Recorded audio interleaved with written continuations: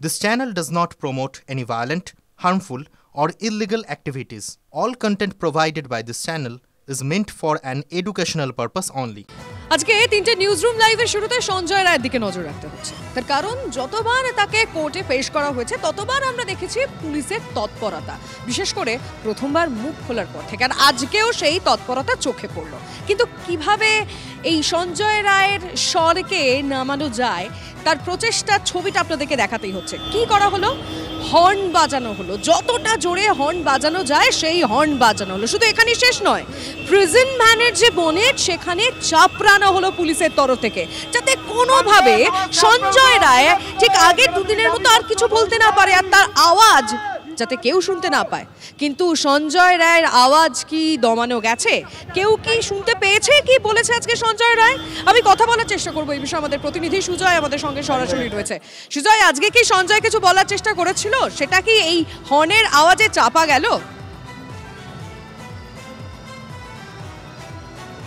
দেখো, পুলিশ আজকে যেভাবে তৎপর হলো সেটা দেখে মনে এটা স্পষ্ট বোঝা যাচ্ছে যে আজকেও সঞ্জয় রায় কিছু একটা বলার চেষ্টা করছিল। তার কারণ সঞ্জয়কে যখন এই গাড়িতে করে শিয়ালদা আদালতে নিয়ে আসা হয় প্রেসিডেন্সি জেল থেকে, যখন গাড়িটিকে ঠিক আদালতের যেখানে কোর্ট লক আপ, সেই কোর্ট লক আপের সামনে নিয়ে যাওয়া হয়, তখন সঞ্জয়কে বের করার সময় এই গাড়ির যে পাদানি থেকে পুরো সম্পূর্ণ জায়গাটি র্যাফ এবং পুলিশ ঘিরে দেয়, এবং ঘিরে দেওয়ার পর সঞ্জয় যখন বেরোয় তখন এই গাড়ির এই লোহার জাল যেটি দেখতে পাচ্ছ এবং গাড়ির ছাদে বারবার চাপড়াতে থাকে পুলিশ, যাতে তার কোনো রকম কথা বাইরে না আসে। এমনকি গাড়ির যিনি চালক তিনি এক নাগাড়ে হর্ন বাজিয়ে যেতে থাকেন। এর আগে আমরা দেখেছি পুলিশ গাড়ির সাইরেন বাজানো হয়ে থাকে। অর্থাৎ প্রত্যেক দিন সঞ্জয়ের কণ্ঠরোধ করার জন্য বা সঞ্জয় কি বলছে সেটা যাতে জনসমক্ষে না আসে, সংবাদ মাধ্যমের কাছে না আসে, সংবাদ মাধ্যম রেকর্ড করতে না পারে, সেটা প্রত্যেক দিনে নিত্য নতুন কৌশল নিচ্ছে পুলিশ। তার কারণ প্রথম দুদিন যখন সঞ্জয় মুখ খুলেছিল তাতে বিড়ম্বনা বেড়েছিল পুলিশের। তার কারণ প্রাক্তন পুলিশ কমিশনার বিনীত গোয়েল থেকে শুরু করে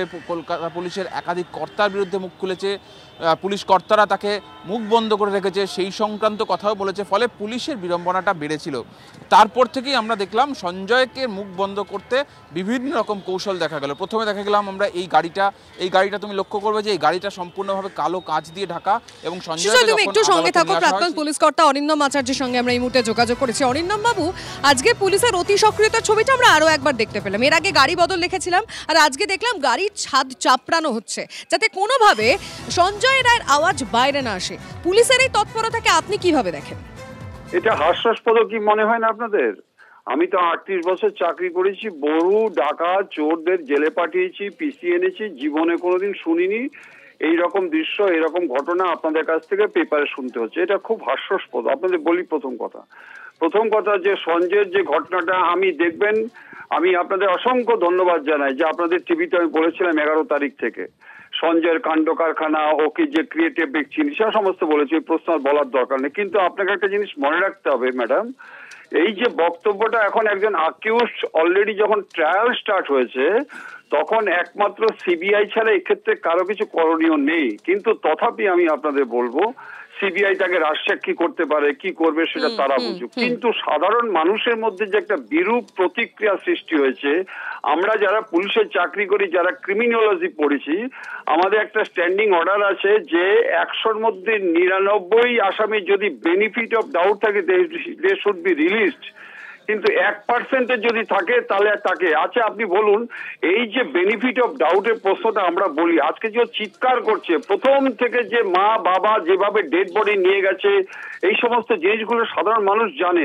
সাধারণ মানুষের মন থেকে জিনিসটা কি করে বুঝিয়ে দেবে, কি করে আজকে পুলিশ যত কিছুই করে থাকুক। বুঝতে পারছি অরিন্দম বাবু, আপনার বক্তব্য স্পষ্ট আমাদের কাছে। আপনাকে অনেক ধন্যবাদ। আমাদের প্রতিনিধি সুজয় ও ডিটেলে জানাচ্ছিলেন। কিন্তু এর আগে দুবার সঞ্জয় রায়কে যতবার কোর্টে পেশ করা হয়েছিল কি বলেছিলেন এবং বিনীত গোয়েলকে নিয়ে বা কি বলেছিলেন সঞ্জয়, আরো একবার শোনাবো আপনাদের।